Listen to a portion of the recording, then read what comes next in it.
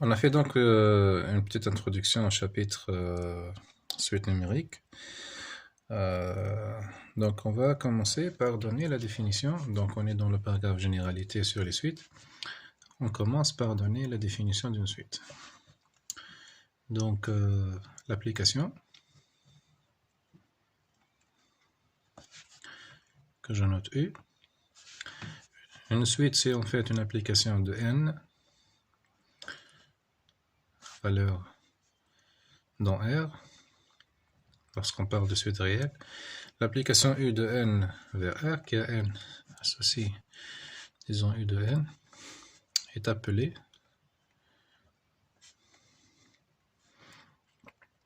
suite, donc suite réelle, ou suite de nombres réels. On note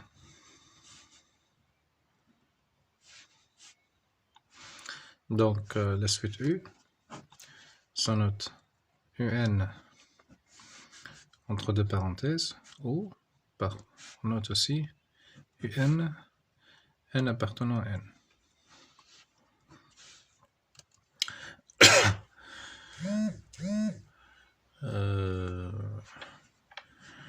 Je donne quelques remarques.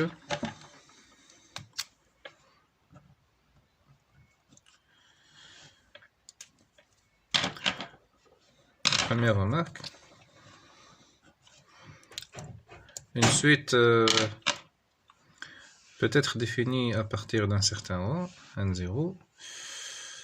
Ainsi, un n supérieur à n0 et l'application et la suite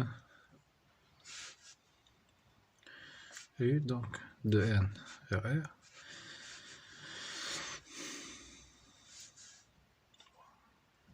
C'est la suite donc. Si U est la suite définie de n un, alors un n supérieur à n0, c'est la suite qui est n associée U de n plus n0. Donc, une suite peut être définie non pas à partir de 0, mais aussi à partir de 1 ou 2 ou de un certain entier n0. Deuxième remarque, donc, il y a en général trois façons pour définir une suite.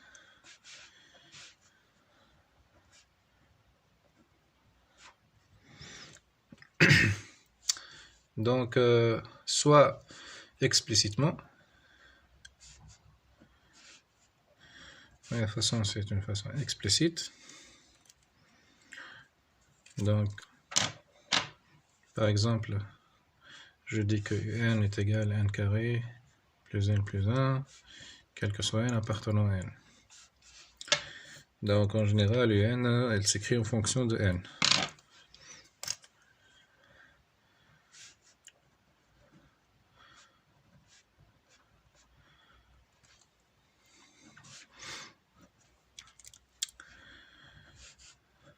Une deuxième façon pour définir la suite, c'est par une relation de récurrence.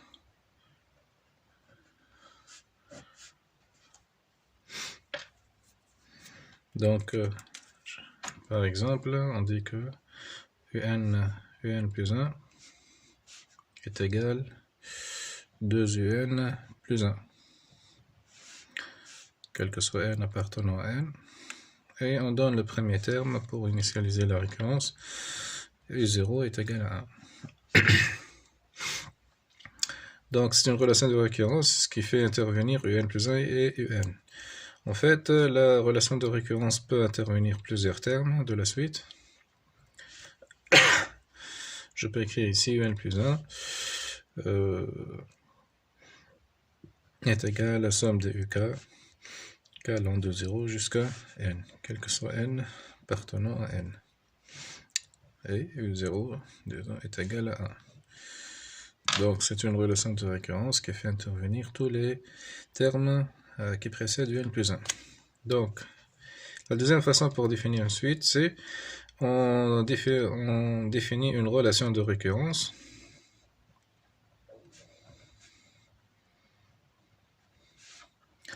entre des termes consécutifs.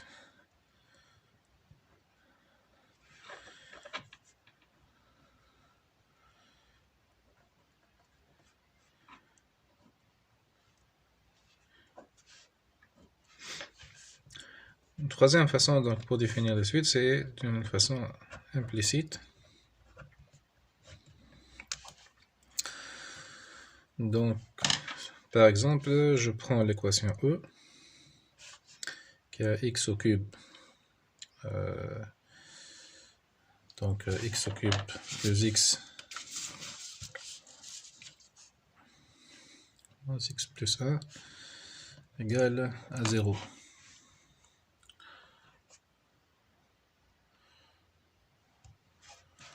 Ok, x au cube plus x moins 1 égale à 0. Est égal plutôt à n.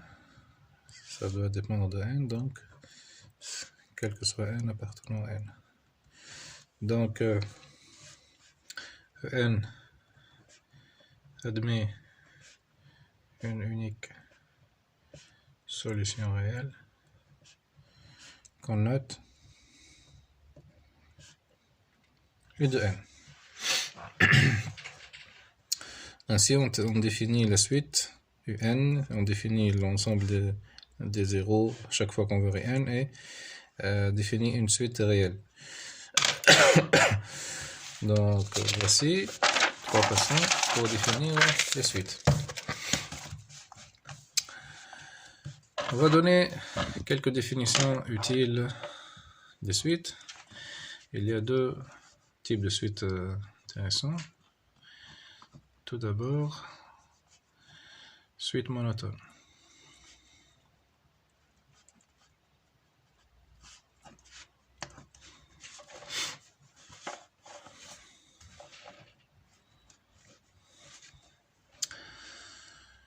Soit UN, une suite réelle.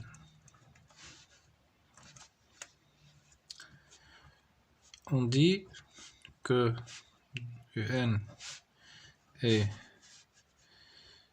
croissante, entre parenthèses strictement croissante, si. Donc si, quel que soit n appartenant à n, un plus 1 est supérieur à un.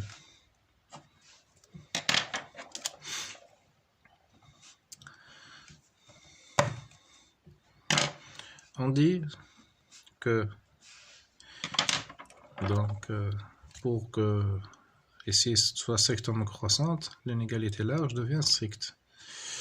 Okay. On dit aussi que une suite UN est décroissante si,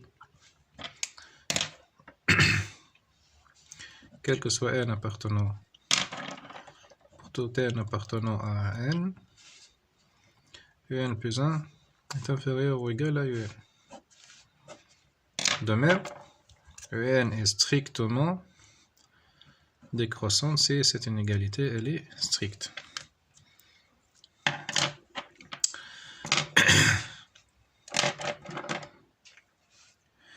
On dit que un est constante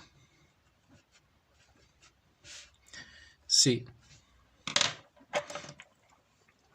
pour tout n appartenant à n, un plus 1 est égal à un.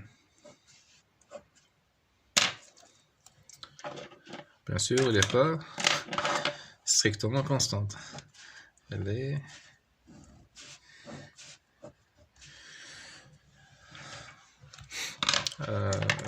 remarque.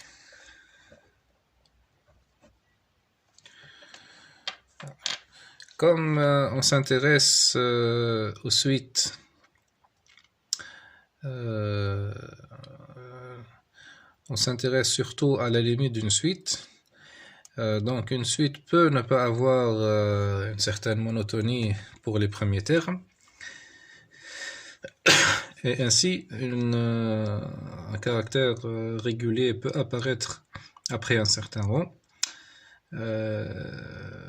Ainsi, on va définir ce qu'on appelle une suite vérifiant une propriété à partir d'un certain rang. Ainsi,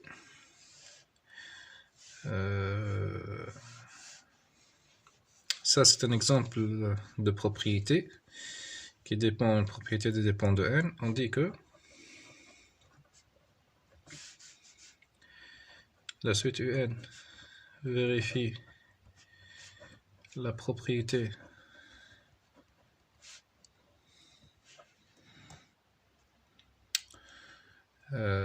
qui dépend de la propriété Pn à partir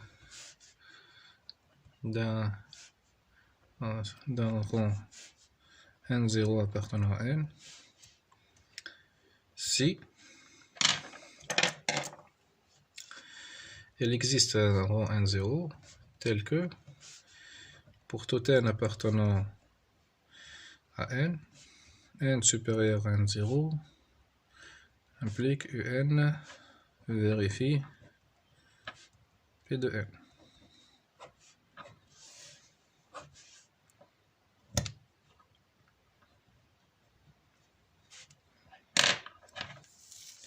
Exemple, suite stationnaire. Donc, qu'est-ce qu'une suite stationnaire? On dit que un est stationnaire si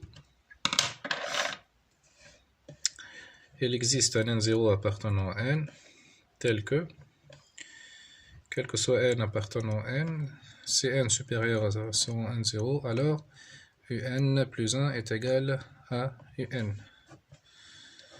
Donc, la propriété notre propriété, c'est la propriété constante. Un plus 1 égale un pour un n. Et elle est vérifiée à partir d'un certain rang. Ainsi, à partir d'un certain rang, la suite peut devenir croissante. À partir d'un certain rang, la suite peut devenir décroissante. Il suffit de dire qu'il existe un 0 tel que si n un entier supérieur à 0, ceci implique que n plus 1 supérieur à un. Ou un plus 1 inférieur à un pour le cas décroissante. On passe maintenant à une autre définition importante.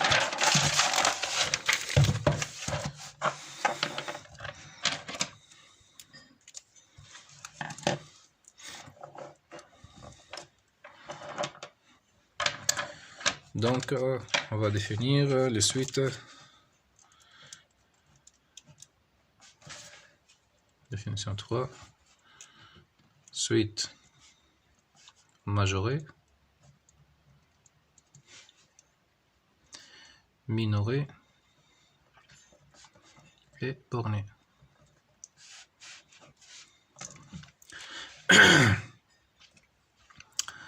Soit un, une suite réelle.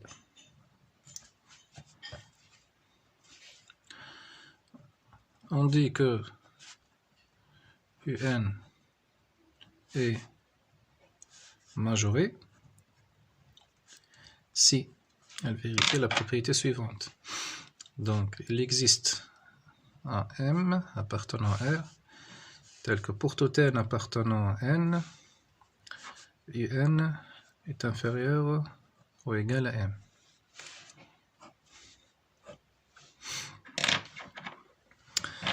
Donc, remarquez bien que l'existence précède le quantificateur pour tout, et donc m ne dépend pas de n. C'est un 1 pour tous les m. On dit que un est minoré si il existe un petit m appartenant à R, tel que pour tout n appartenant à n, un est supérieur ou égal à petit m.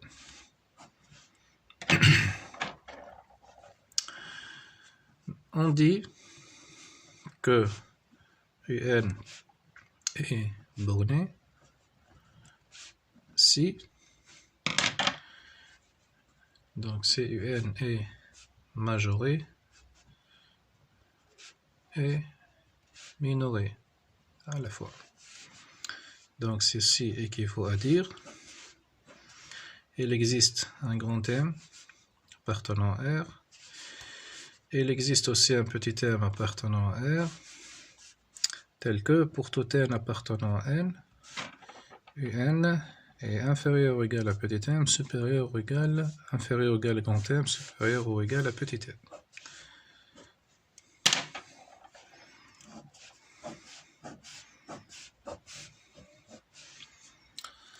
Très bien.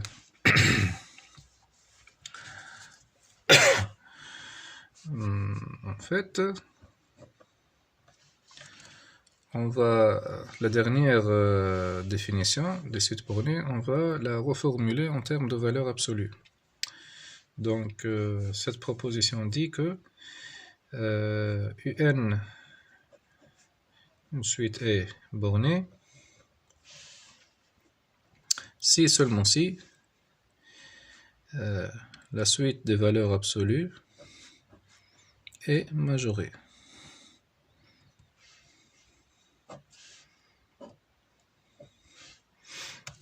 La preuve. En fait, UN est borné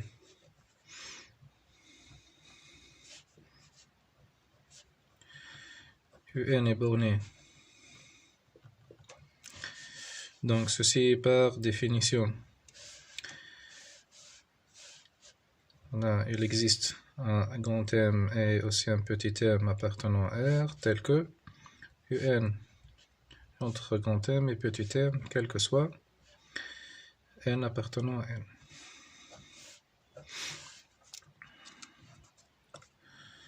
Ainsi, on peut écrire que ceci implique que UN, en valeur absolue, elle est inférieure à max, valeur absolue de M, valeur absolue de grand M. Et donc, la suite UN des valeurs absolues est majorée. Le sens réciproque, si la suite des valeurs absolues de UN est majorée, ceci donc par définition équivaut à dire que il existe un grand M appartenant à R, tel que pour tout n appartenant à n, on a valeur absolue de UN est inférieure à M. Ceci donc équivaut à dire que UN elle est entre M et moins M. Et donc, la suite UN est bornée.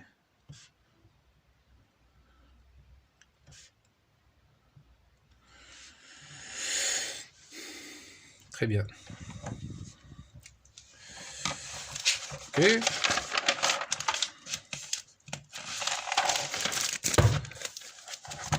Donc, on a terminé cette première vidéo.